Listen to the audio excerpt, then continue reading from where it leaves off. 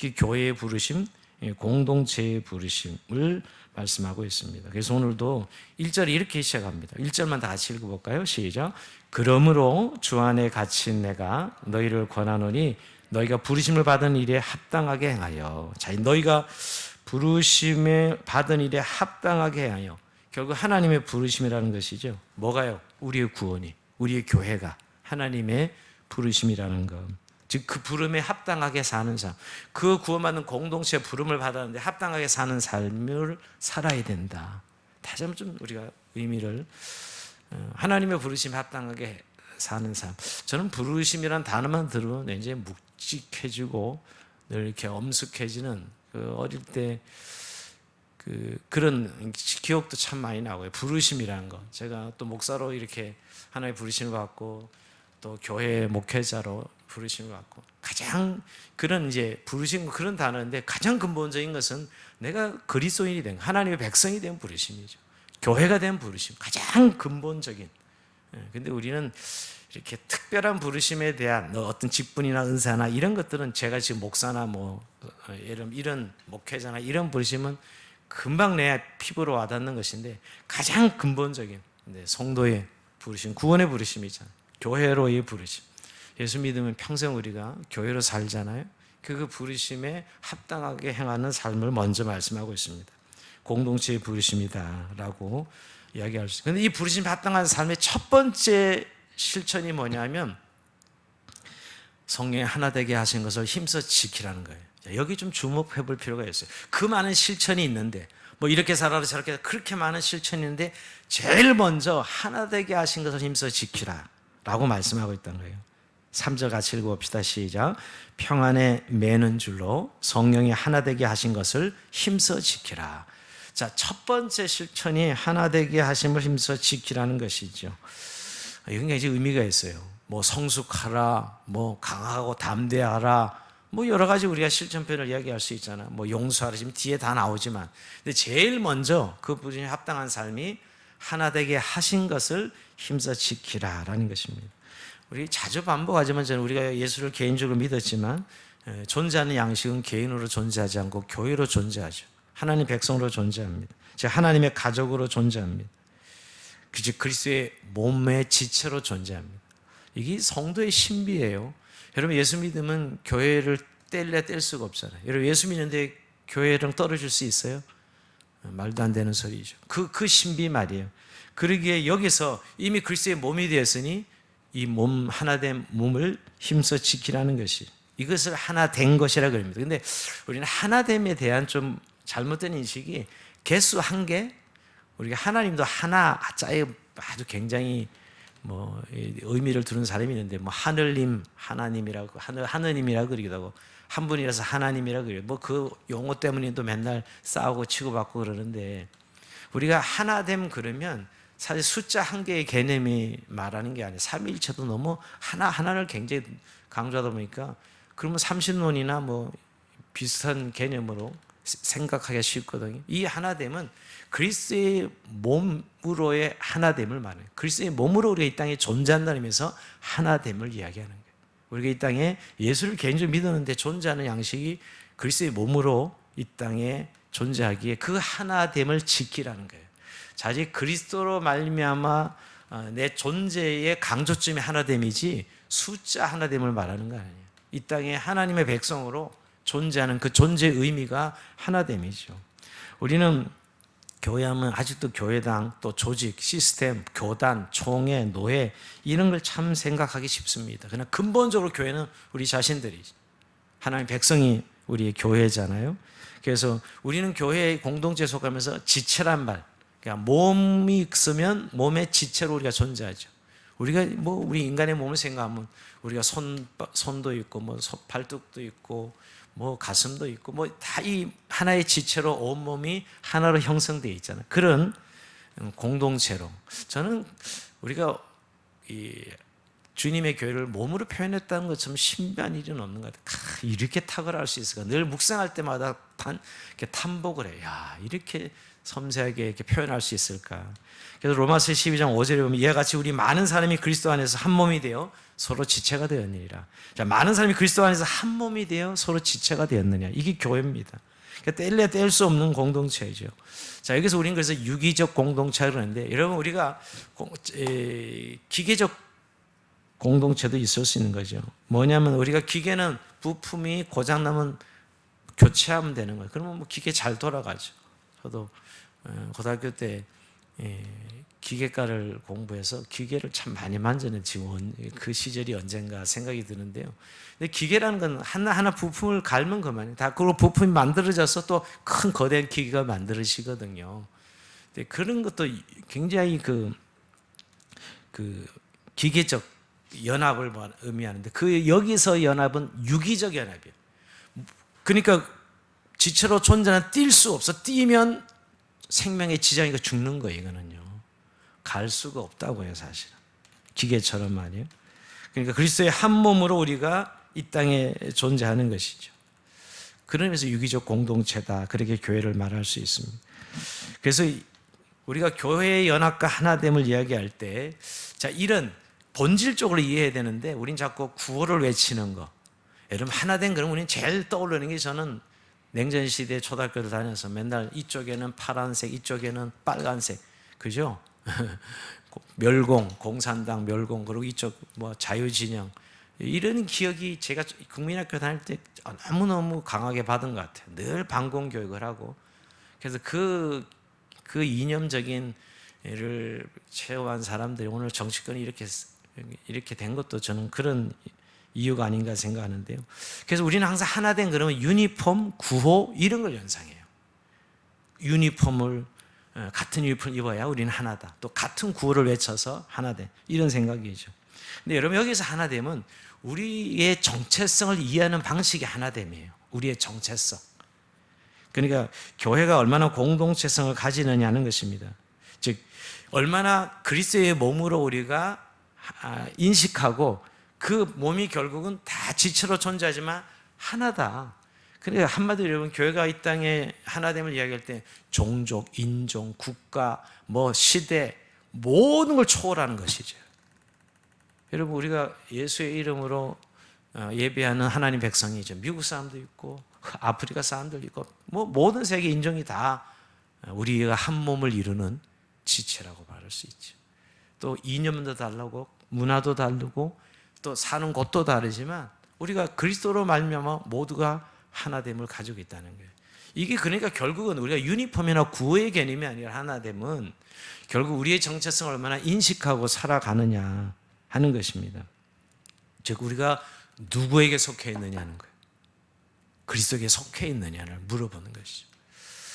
우리가 좀 너무 이렇게 교육을, 저는 이렇게 우리의 교육이 너무 이렇게 드러나는 교육 또는 구호를 외치는 교육, 그러니까 본질을 생각하게 하는 교육, 신앙생활도 마찬가지입니다.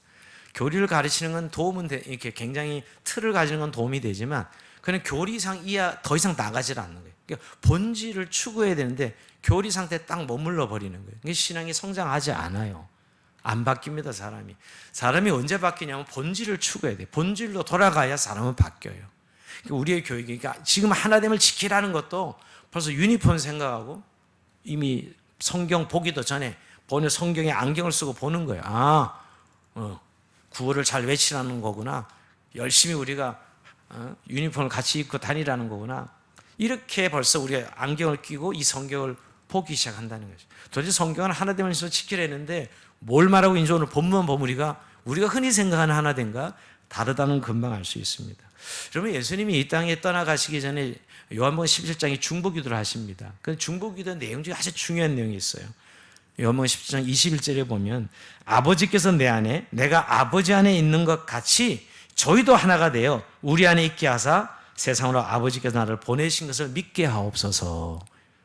이 중보기도가 있어요. 예수님이 이 땅에서 제자들을 놓고 중보기도 하는데 아버지가 내 안에 내가 아버지 안에 있는 것 같이 완전히 하나됨을 이야기하잖아요. 그 예수님의 존재 양식에 대해서 말씀하시면서 저희도 즉 예수님의 제자들 하나가 되어 우리 안에 있게 하사 세상으로 아버지께서 나를 보내신 것을 믿게 하옵소서. 대단히 하나됨이 소속 정체성과 관련되어 있다는 걸 알 수가 있어요. 자, 근데 여러분 오늘 우리가 이해하는 이 시대의 정체성은 지극히 개인주의입니다. 내 개인이 출발 지점이고 나로부터 모든 것이 시작되죠. 요즘 시대를 저는 극단적 개인주의 시대다. 그래서 사실 공동체성을 생각하기가 참 어려운 시대가 지금 우리가 살아가고 있는 시대. 그러니까 뭐 교회 생활도 내 개인의 가치가 가장 중요하고, 내가 원하는 것, 그렇기 때문에 교회 생활도 하는 것이고, 내가 필요로 한 것, 이 기준이 너무너무 강해요. 현대 이 시대 정신이죠, 여러분. 시대 정신입니다. 사실 부부가 같이 살아도 뭐 부부가 한 몸 한 몸 우리가 늘 그러잖아요. 근데 그렇게 말은 듣지만 실전 당신은 당신이고 나는 나지. 이게 훨씬 더 우리 안에 강하게 가치를 자리 잡고 있잖아요. 그것처럼 말입니다. 그러니까 우리가 이 시대 전이 개인주의 시대인데, 그래서 오늘 교회를 공동체로 인식하는데 참 어려운 시대에 우리가 살아가고 있습니다. 예를 들면 여러분, 우리가 저는 예전에도 교회가 하나됨, 공동체성이라는 것은 우리가 예수를 정말 구주로 믿고 예수님에 속한 모든 사람들과 우리는 한 공동체요, 한 교회라고 믿어야 되잖아요. 또 그렇게 우리가 교류해야 되는데, 사실 우리 여기 보이는 우리 교회만 우리 예수님의 교회고 옆에 있는 교회는 사실 예수님의 교회라고 우린 정말 생각하고 있는가? 예를 들면 그런 것들이 실제로는 생각이 안 된다는 거예요. 오히려 자기 교회 담임 목사는 담임 목사인데 다른 교회 담임 목사는 목사라고 생각하지도 않아요. 예를 들면 우리가 이제 그렇게 개인주의적인 삶의 인식이 워낙 강하기 때문에 그게 쉽지 않다는 생각을 하게 됩니다. 근데 뭐 그거는 그런 교회의 하나됨을 생각하는 것만이 아니라, 저는 이 우리나라가 이 하나됨, 즉 특히 연합하고 뭉치는 데 있어서 참 약점을 가진 민족이다, 이런 생각을 합니다. 우리가 뭐 조선 시대를 봐도 정치를 보면 뭐 사색 당파가 나뉘어서 늘 싸우는 일들인데, 지금 정치권도 마찬가지죠. 뭐 진보, 보수 이렇게 정당이 사실 다 나라를 위한 것이고 다 정치하는 것이잖아요. 근데 뭐 마치 원수들이에요, 원수들. 너를 꼭 죽여야만, 없애줘야만 우리가 살 것처럼. 사실 진보도 필요하고 보수도 필요하고 다 필요한 거잖아요. 그러니까 사실은 참 우리는 이런 부분에 참 약점이에요. 어떤 연합과 하나됨에 있어서 굉장히 약한 모습을 가지고 있는 민족이 우리 민족이다 생각이 듭니다. 아마 좁은 땅덩어리에서 너무 치고받고 경쟁을 해야 되고 또 잘하면서부터 경쟁교육을 시켜서 이러지 않나. 저는 그래서 교육이 가장 먼저 개혁돼야 된다고 믿는 사람이에요. 제가 만약 정치를 하라 그러면 다른 그 어떤 것보다 교육 개혁부터 해야 된다. 근데 늘 교육부 장관은 이상한 사람들 세워놔가지고 늘 이렇게 교육은 정권이 바뀔 때마다 왔다 갔다 하는, 정말 우리가 애들을 경쟁시켜서 어릴 때 이웃을 이웃으로 받아들이고 용납하고, 그리고 우리가 한 공동체라는 사실을 인식하게 하고 이런 교육을 시키지 않는 거죠. 네가 너를 밟고 일어나야만 내가 좋은 대학을 갈 수 있고, 뭐 이렇게 결국 우리가 교육을 하고 있는 것이죠. 뭐 사회만 봐도 우리가 이런 부분은 늘 이런 환경 속에 살기 때문에 공동체식을 갖는 것이 참으로 어렵다는 생각을 해보게 됩니다. 교회도 마찬가지예요. 교회도 늘 뭐 극단적으로 보면 교회가 이렇게 싸워서 나눠지는 교회들. 뭐 요새 뭐 코로나 때문에 그런 이야기 못 듣는지만 예전에 종종 뉴스에 보면 그 교회가 싸워서 두 교회로 나눠져서 법적 소송을 붙여서 왜 법정에 가느냐 때문에 재산권 때문에 재산을 나누라고 자기들끼리 못 나눠서 법에 가서 심판을 받아가지고 교회가 나뉘어지는 거예요. 참 창피하게 부끄럽기 짝이 없죠. 교회가 그 새파란 판사 앞에 가가지고 재산 나눠달라고 그렇게. 아유. 근데 그런 일이 한두 건이 아닙니다. 뭐 어떤 사람은 변호사들이 뭐 그걸로 먹고 산다는, 교회 소송이 많아서 그걸로 밥 먹고 산다는 이야기도 듣는면서 참 가슴 아픈 일이죠. 사실은 뭐 그러니까 우리가 이 하나됨에 대한 정말 우리가 공동체성을 가진 하나님 백성이라는 소속감을 가지고 신앙생활을 하는 것이 이 시대 정신과는 너무 역행되는, 부딪히는 그런 요소라는 것입니다. 근데 우리가 하나 되어야 되는 이유를 이제 오늘 성경은 분명히 말씀하고 있습니다. 자, 4절 6절까지가 그 이유인데요. 한번 4절에서 6절까지 같이 한번 읽어봅시다. 시작. 몸이 하나요 성령도 한 분이시니 이와 같이 너희는 부르심의 한 소망 안에서 부르심을 받았느니라. 주도 한 분이시요 믿음도 하나요 세례도 하나요 하나님도 한 분이시니 그 만유의 아버지시라. 만유에 계시고 만유를 통일하시고 만유 가운데 계시도다. 아멘. 여기 지금 이게 이제 하나 될 이유를 지금 쫙 열거하고 있는 거예요. 한 몸, 한 성령, 한 소망, 한 주님, 한 믿음, 한 세례, 한 하나님 아버지. 요 7가지가 다 하나라는 것입니다. 한마디로 여러분, 성부, 성자, 성령 하나님이 하나예요. 그러니까 삼일째 하나님이 하나, 존재 양식이 하나예요. 그러니 교회도 그분의 존재 양식을 따라서 하나이어야 된다라고 말씀하고 있는 것이죠. 여러분, 삼위 하나님은 절대 싸우지 않으세요. 온전한 연합을 이루고 계시고 그 존재 양식. 그러니 교회도 이 하나됨을 본받아 하나라는 것이죠. 자, 근데 우리가 성경에서 이 하나됨을 그러면 어떻게 지켜야 되는가? 하나됨을 어떻게 지킬 수 있는가? 이런 이제 당연히 하나됨을 힘써 지켜야 하는데 어떻게 지켜야 되죠? 하나님? 오늘 이렇게 우리 질문할 수 있잖아요. 그 답이 2절입니다. 자, 2절 같이 읽어봅니다. 시작.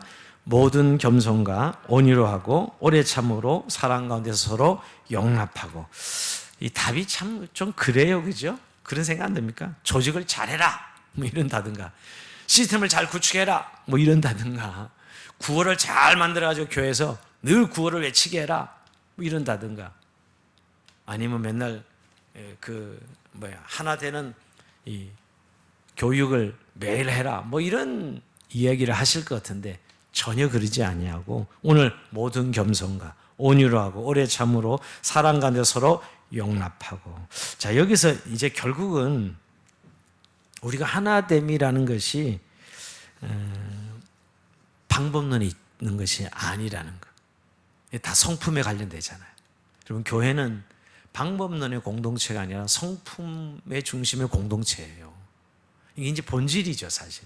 그러니까 우리가 생각에는 하나됨이라는 게 뭔가 세상 방법처럼 색깔을 칠하고 유니폼을 입고 이래서 하나 되게 해라 하는 것이 아니라 우리의 성품과 관련되고, 이 성품은 예수님의 성품과 관련되어 있고 하나님의 성품과 관련되는 거예요. 그럴 때 교회는 진정으로 하나됨이라는 것이 뭔지 알 수 있다는 것입니다. 자, 여기 먼저 모든 겸손과 그랬는데, 여러분, 이 겸손한다는 예수님의 트레이드 마크예요. 예수님이 이 땅에 육체를 입고 오셨잖아요. 하나님의 그 자리를 내어놓고 육신의 몸을 입고 이 땅에 오신 예수님, 종의 모습으로 오셨어요. 이거야말로 그냥 겸손 그 자체죠, 여러분. 말도 안 되는 이야기잖아요. 우리가 개가 된다는 거 여러분 상상이나 하겠어요? 인간이 개가 되는 거? 말도 안 되는 이야기인데 하나님이 인간의 몸을 입었다는 건 그 정도가 아닙니다, 사실. 말도 안 되는 이야기죠. 예수님이 종의 모양으로 오셔서 우리 가운데 임하셨다는 것이. 근데 이게 겸손인데 결국 겸손의 반대말이 뭐죠? 교만입니다, 교만. 교만은 자기 스스로를 높이는 것이죠. 여러분, 인간의 최초의 죄가 결국은 아담과 하와가 사단의 유혹을 받아서 선악과를 따먹지 않습니까? 그 자체가 교만입니다, 교만. 우리도 이 선악과를 눈이 밝아져서 하나님같이 되리라, 이 사단의 유혹에 아담이 결국 유혹에 넘어가는 것이거든요. 이게 이제 교만이죠. 근데 예수님은 이 땅에 육체를 입고 오셔서 가장 낮아진 데까지 종의 모습으로 오셨다는 것이에요. 자, 여기서 우리가 이 겸손한 자세, 겸손한 모습, 우리가 겸손은 뭐 손을 잘 비비고 뭐 이 어깨를 낮추고 이런 연상을 하는데, 그런 외형적으로 나타난 그런 겸손의 자세가 아니라 정말 예수님께서 우리 가운데 보여주신 섬기는 자, 낮은 자로 살아가는 삶. 하나님 백성이 되면 여러분, 근본적으로 남을 나보다 낮게 여기는, 이게 기본이 돼 있는, 이게 하나님 백성의 삶이에요. 우리가 예수 믿기 전에는 열등감과 이 교만 때문에 늘 다른 사람 앞에 나타나는 그 감정들이 피해의식이나 교만의식으로 드러나기 참 그렇게 살아가는 모습이죠. 인생의 모습이. 겉으로는 안 그런 척 하더라도. 근데 예수님을 믿고 나면 우리의 정체성이 이제 그런 인간적인 기준에 따라서 우리가 평가받을 이유가 없어요. 이제 하나님의 사랑의 대상으로 내가 구원받았는데, 예수의 그리스도의 십자가의 피로 구원을 받았는데 더 이상 내 기준이 그 사람이 아니에요. 그래서 우리는 예수님을 닮아가는 성품을 살아가는데, 그래서 남과 비교해가지고 낫다 뭐 덜하다 그래서 열등감 가지고 교만할 이유가 없는 것이죠. 결국 이 겸손이라는 것이 실천적인 의미는 남을 나보다 낮게 여기고 너희가 나를 따르고는 자기를 부인하고 자기 십자가를 지고 쫓으라 하시는 말씀과 또 동일한 것이. 그게 바로 우리의 존재, 그게 겸손이죠, 여러분. 자기를 부인하고 자기 뜻을 내려놓고 하나님 뜻을 받아들이는 그 자세, 그게 겸손이요, 그게 낮은 자의 모습입니다.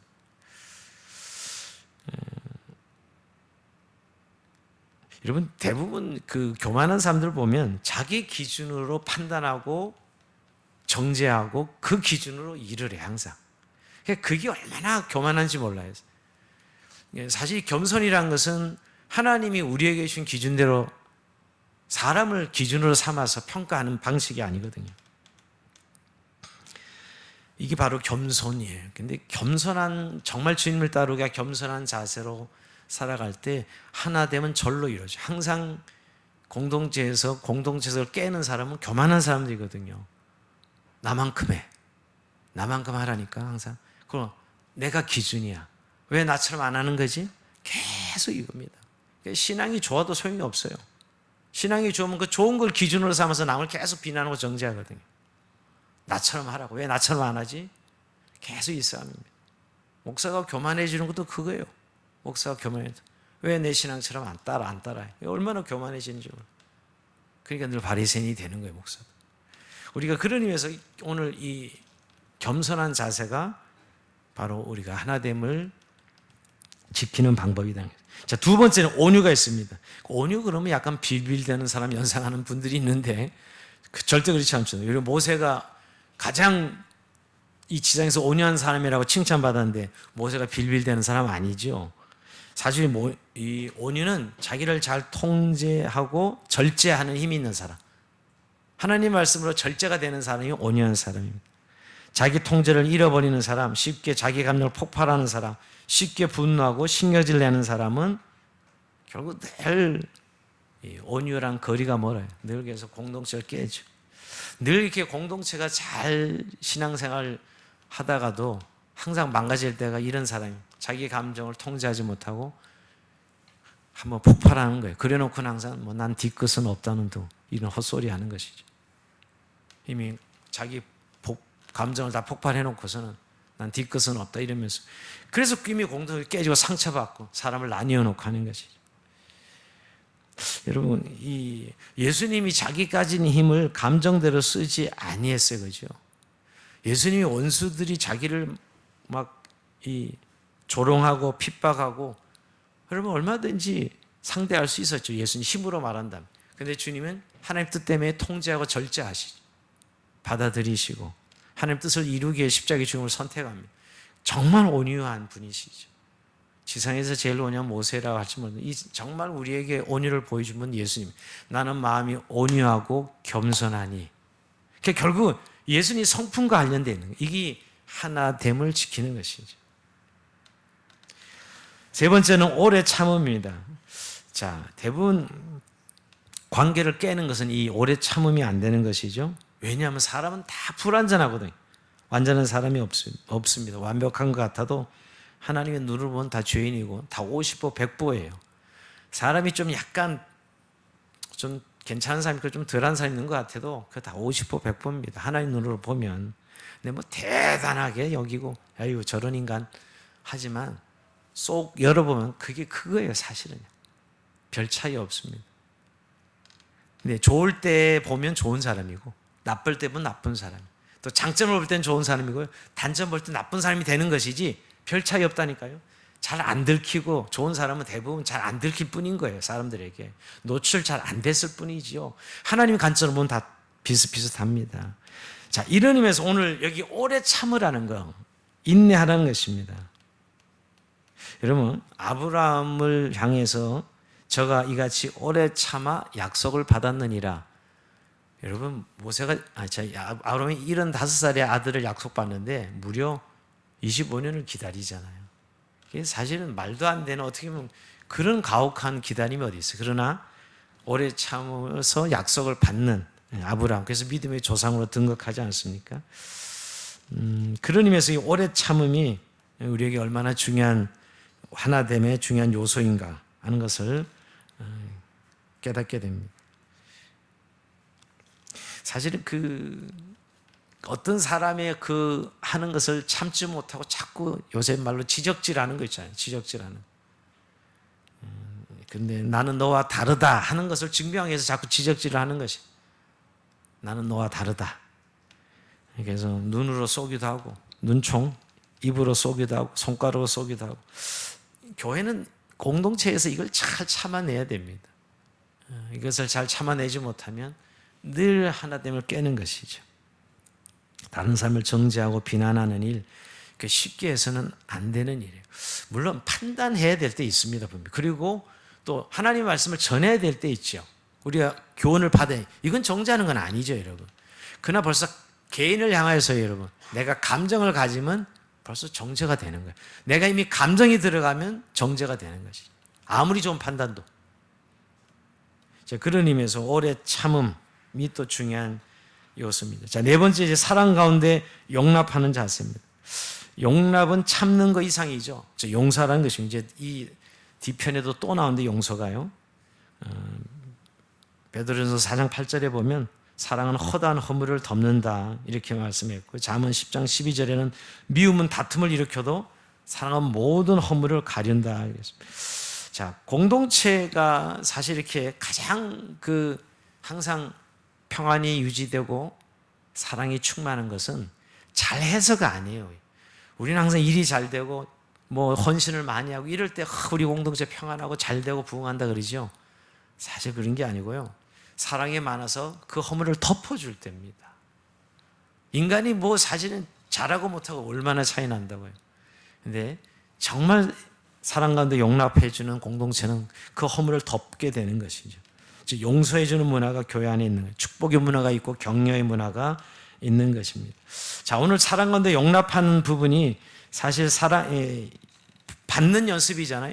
교회는 그래서 사람을 받는 연습을 하는 것이 교회 공동체다 이렇게 생각할 수 있습니다. 받아들이려면 나를 부인해야 되죠.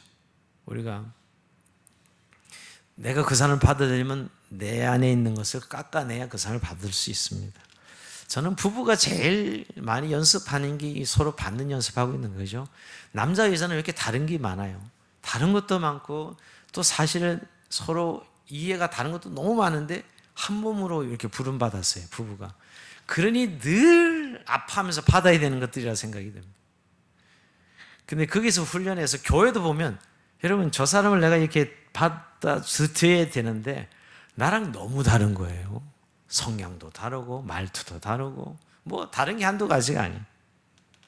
그럴 때 사실은 오늘 받아들여야 공동체성을 가질 수 있는 것이죠. 그래서 주님은 이미 일찌감치 베드로에게 용서의 교훈을 할 때 이런 것이 7번라고 뭐라 그러시죠? 결국 무제한으로 용서해라. 무제한으로 용서해라. 말씀하시면서 빚진 자의 비를 이야기하시죠. 1만 달란트 빚진 자가 100다나리온의 빚진 자를 용납하지 못하고 감옥에 넣을 때 내가 너를 1만 달란트 탕감해 준. 오늘 우리의 삶이 그렇다는, 이웃을 받아들여야 된다는 의미가 바로 그런 것이죠. 근데 대부분들은 용서가 안 되는 사람들은요, 자기가 옳게 살아가는 사람들입니다. 다시 한번 우리는 내가 옳게 사는 사람들은 남을 잘 용서를 못해요. 이게 굉장히 역설이죠, 여러분. 근데 오히려 오늘 늘 실수도 넘어지는 사람, 어차피 나도 그런 사람인데 좀 간대해요. 다른 사람, 나도 그렇게밖에 못 사는데 다른 사람도 그렇게 요구하잖아요. 근데 내가 굉장히 열심히 살고 옳게 사는 거에 열정을 가지면 그러지 못한 사람을 잘 못 받아들입니다. 근데 항상 늘 기억 1만 달란트 탕감받은 자다라는 생각을 하셔야 됩니다. 여러분 오늘 이 겸손, 온유, 오래 참음, 사랑 가운데 용납하는 이 네 가지를 말씀하시면서 결국 오늘 이 옳은 것을 말하는 것이 아니라 또 잘난 것을 말하는 것이 아니라 전부 성품과 관계되어 있고 관계성과 관계가 되어 있어요. 성품과 관련되어 있고 관계성이 관련되어 있습니다. 신앙이 결국은 우리가 돛 닦는 생각을 많이 하잖아요. 하나님과의 관계가 돛 닦는 생각을 많이 하는데 실제 진정한 실천적인 영성은 오히려 관계에 있고 오늘 성품과 관련되어 있어요. 그러니까 신앙의 목표를 자꾸 아직도 우리는 뭐 응답을 받고 너무 중요하죠. 우리가 하나님의 관계 안에서 하나님과 신앙생활에 있어서 기도할 때마다 우리가 하나님을 원하고 구하는 것들 참 중요하지만 오늘 이렇게 신앙의 내용들을 열거해 보면 결국 성품이에요. 그리고 관계를 만들어가는 일이라는 것이. 교회는 일이나 봉사가 목적이 아닙니다. 만약 이 일을 목적으로 하면 능력과 기술의 평가의 기준이 되죠. 근데 오늘 말씀이 요구하는 교회의 모습은 일이 아니라 성품이에요. 성품이 훨씬 더 근본적이고 궁극적인 목적이에요. 하나님은 우리를 부르셔서 성품을 세우려고 하는 것이죠. 그러니까 이런 것입니다. 하나님은 우리 자기 백성 우리가 목적이에요. 우리 자신들이. 우리가 소모품이 되어서는 안 된다는 것이. 근데 교회에서 성도를 소모품으로 저 사람 도움이 된다, 도움이 안 된다. 이렇게 교회는 봐서는 안 되는 것이. 교회는 성전이 되어가기 위해서 우리가 다듬어가고 만들어가고 있는 과정이죠. 우리가 지난 2장에서도 공사 중인 성전 이야기했어요. 그렇죠? 결국 다듬어가는 성전의 교회는 바로 그런 것이죠. 그래서 하나됨을 훈련해 가면서 우리가 성화의 가정을 밟고 있는 것이 교회이다. 근데 여러분, 이렇게 본질을 이야기하면 너무 또 사실 우리가 이루어지는 현상 속에서 우리가 함께 이렇게 하나됨을 힘써 지키라는 이유는 실제로 팀으로 해야 교회가 재밌고 일도 효율적으로 할 수 있고 또 즐겁게 할 수 있어요. 근데 우리는 다 개인을 하고 싶어 합니다. 교회를 열심히 하긴 하시는데 혼자 하고 싶어요. 절대 같이 하고 싶어 하지 않아요. 왠지 알죠? 제가 그건 왜 모르겠어요. 사람 맞추려면 얼마나 힘들고 사람 맞추려면 승질나고 신경질나고 짜증나고 이런 것 때문에 사실 우리가 늘 혼자 일하는 건 너무 좋아하는데 같이 일하는 게 힘들어합니다. 근데 사실은 주님은 크게 우리를 팀으로 생각하셔서 자기 역할을 분담시켜서 하나의 팀으로 교회를 섬기기를 원하고 계시는 거거든요. 요새 이런 이야기 합니다. 어느 정도 똑똑하면 그냥 그 대부분 비슷하다 그래요. 요새 네트워크를 강조하지 않습니까? 네트워크를 강조하고 요새는 리더십을 강조하는 시대가 아니고 네트워크화 시대에 들어서는 파트너십을 강조하고 있어요. 요새 사업을 잘하는 사람은 파트너십이 있는 사람들이에요.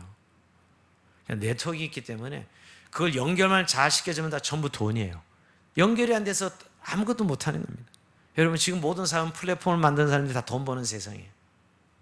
플랫폼을 만들면 전부 돈이에요.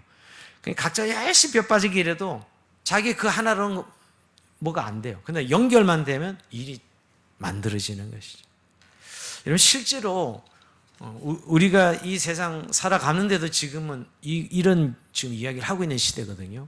근데 교회 공동체 안에 우리가 한 팀으로 하나의 사역을 할 때도 자 본질적인 성품을 만들어가기 위해서 우리가 일을 사역을 위해서 봉사하는데도 함께 하도록 했어요. 저는 늘 뭐 선교 사람들이 팀 사역을 늘 강조하고 팀을 강조해도 참 이것 때문에 늘 숙제인 것 같아요. 너무너무 팀으로 하면 편리한데 뭐 안식년 나도 대타도 해줄 수도 있고 또 이 사역에 여러 가지 이렇게 할 수 있는데 각자 가지고 있는 성향이나 성질 때문에 그 팀이 안 돼요. 그 너무 힘들어서 그냥 혼자 하고 말지 이렇게 되는 겁니다. 사실 같이 하면 너무너무 좋은 거 뻔히 아는데도 불구하고 여러분 우리가 지금 목장교회 소그룹 교회를 우리가 하는 이유도 바로 이 하나됨을 힘써 지키는 훈련을 하기 위한 것이고요. 교회에서 우리가 혼자 하지 않냐고 부서들이 팀으로 이룬 이유도 바로 그 때문이죠. 근본적으로 가정을 우리가 하나님이 저는 가끔 이런 생각 다 그런 남자로 만들어 놓던가 다 그런 여자로 만들어 놓던가 하나님 창조하실 때 남자와 여자 만들어가지고 부부 만들어가지고 이렇게 우리를 힘들게 하셔. 여러분들은 그런 생각 안 하셨나 봐요. 워낙 남편들이 좋으셔서 아내들이 너무 좋으셔가지고 저는 그런 생각 예전에 많이 해봤어요. 힘들 때는 그냥 다 똑같으면 얼마나 편할까 그런 생각. 교회도 말이에요. 좀 성질이 좀 비슷한 사람끼리 좀 모이면 좋은데 다 달라 다 달라. 그거 맞추느라고 시간 다 보내. 근데 하나님이 그게 목적이에요. 우리를 그렇게 하나 되게 하신 힘써 지키라는 말씀이 그것이거든요. 자, 그냥 궁극적으로 결국 여러분이 하나됨을 힘써 지키는 것은 오늘 뭐가 이미 하나 되게 하셨어요? 성령의 하나 되게 하신 것이라고 이야기합니다. 그러니까 성령님이 우리를 하나 되게 하신 것이에요. 그러니 결국 성령을 따라 살면 우리가 하나됨을 힘써 지키는 것이죠. 결국 오늘 하나됨을 힘써 지키는 하나된 것을 힘써 지키는 건 성령님이 하시는 일이에요. 그러니까 우리 안에 성령 충만을 받으면 늘 하나됨을 유지할 수 있는 것이죠. 여러분 자꾸 어떤 사람 난 양심적으로 살고 나는 남에게 피해를 잘 안 주는 스타일이고 교회에서 이런 이야기 하는 거 별로예요 사실은. 거기서 거기라니까요. 성령 충만하면 다 되는 일인데 결국 성령님 우리 안에서 다 하나 되게 하신 것이에요. 성령을 따라가야죠. 처음에는 안 그러다가 어느 정도 열심을 막 내고 또 리더가 되고 이러면 자기 이렇게 색깔이 다 드러나요. 대부분. 저는 목사도 그렇다고 생각해요. 잘하면 뭔가 못할 땐 그러지 않는데 교회가 커지고 이러면 자기 컬러가 강하게 드러나고 그걸 강조합니다. 그래서 사실은 그 흐름, 그 컬러 있는 사람끼리만 일하고 그 흐름에 있는 사람들만 같이 하는 거예요. 나머지 사람들은 배제가 되는 것이. 그래서 교회가 공동체가 안 되고 어떤 특정인들의 모임과 집단이 되는 이런 현상들을 봐요. 교회는 그런 것이 아닙니다. 교회는 정말 다양성 속에 주님 때문에 하나됨을 가지는 것이죠. 주님, 예수님만 갖고 다른 건 다 틀려요. 여러분 오케스트라 보면 악기 소리가 다 제각기 냅니다. 여러분 그죠? 다 제각기 냅니다. 근데 좋은 음악을 만들기 위해서 그 색깔도 다르고 자기 역할도 다 달라. 이 사람 베이스 깔고 이 사람 높은 소리 내고 근데 단지 지휘자 한 사람의 지혜에 의해서 음악이 만들어요. 그러니까 그 지휘자가 예수님이에요. 결국 예수님 때문에 우리가 하나 된 것이지 무슨 성향이 같고 컬러가 같고 이래서 하나 됨이 아니라는 거예요. 그래서 오늘 성령의 하나 되게 하신 것을 힘써시키라고 말씀하죠. 우리가 여기까지 가야 정말 교회 공동체성을 지키고 순종함으로 우리의 교회의 영광스러움을 날마다 보고 우리의 신앙이 성장해 갈 수 있습니다. 오늘 말씀을 마무리하면서 여러분, 저는 바벨탑 사건이 결국 언어를 나누잖아요. 그래서 각기 사람들이 흩어지는데 오순절 성경 강림 사건을 통해서 언어가 하나가 됩니다. 통일되어져요. 성령이 임하자 결국 성령의 하나 되게 하신 걸 힘써 지키라고 말씀하신 이유가 결국 오늘 우리가 교회에서 이 하나됨을 늘 성령을 따라 순종해 가는 정말 성령의 음성을 듣고 따라가는 삶을 살아가야 됩니다. 어제도 선교에서 어떤 분과 상담하는데 큰 이렇게 선교사로 이제 나가겠다고 문을 두드리는 사람과 상담하는데 참 제가 공통점을 찾는 거예요. 그러니까 어떻게 저렇게 모태 신앙이지만 그냥 설렁설렁 다니다가 그렇게 이제 복음을 확 깨닫고 이렇게 체험을 했단 말이에요. 체험을 하고 나면 다들 하나님이 나를 이렇게 뭐에 쓰시고자 하는 것을 찾을 수밖에 없고 이 부르심을 따라서 성경 문을 두드리는데요. 그분의 간증을 한 시간 이렇게 쭉 들으면서 결국은 그분이 가장 큰 변화가 온 것은 성령께서 내 안에서 말씀하시는 분을 깨달은 거예요. 그렇게 평생 예수를 믿었는데도 그걸 그때서야 그 나이 이제 40이 다 돼서야 자기 안에서 성령이 직접 말씀하시더라는 거예요. 우리가 맨날 듣는 이야기인데도 그걸 안 믿고 산 거죠. 안 믿고 산 거예요. 여러분 여기 성령께서 말씀하신다는 의미를 안 믿으면 아무런 역사가 일어나지 않죠. 믿는 자를 통해서 하나님이 말씀하시는데 그러니까 오늘 우리가 하나됨을 위해서 성숙해가는 신앙생활이 성령께서 말씀하시는 순종해 가는 것이지요. 구호를 아무리 외쳐도요, 아무리 유니폼을 같이 입고 막 행사를 막 같이 해도 성령을 따라 우리가 순종하지 않으면 하나됨은 깨져요. 늘 안 됩니다. 늘 자기 감정대로, 자기 생각대로, 자기가 원하는 방식대로, 자기 성향대로 이렇게 교회 안에서 우리가 섬기고 신앙생활 하다 보면 결국은 교회는 늘 하나됨이 깨지는 것이죠. 그래서 늘 그 상처 때문에 그냥 그 치유하는 데 매일 시간을 보내야 됩니다, 교회가. 그러나 정말 성령을 따라 사는 그리스도인들, 리더 그룹들이 끌어오면 교회는 평안 가운데 평강이 있어요. 그러니까 하나됨이 주는 가장 큰 축복은 평강입니다. 평강을 누리게 돼요. 여러분, 우리가 여러 가지 축복이 있지만 평안을 누리고 평강을 누리는 것이 얼마나 큰 축복인지 모릅니다. 싸우는 집안은 애들이 정서가 불어나고 맨날 그 전쟁을 겪는 겁니다, 여러분. 근데 평안한 가정에서는 천국이에요, 그게. 애들에게, 여러분. 교회도 마찬가지입니다. 정말 성령을 따라 순전한 평강 있는 교회는 그게 천국이죠. 그게 천국이죠. 그러나 그렇지 않은 교회들 보면 늘 이게 교회는 교회인데 지옥이야. 저거 꼴 보기 싫어서 나가고 저거 늘 이 다툼과 분쟁으로. 그러나 정말 성속의 교회는 성령을 따라 나보다 남을 낮게 여기고 겸손하고 순종함으로 하나됨을 이루는 교회죠. 장성도 여러분, 오늘도 성령의 하나 되게 하신 걸 힘써 지키라. 그 안에 우리의 모든 교회 공동의 축복이 담겨져 있습니다.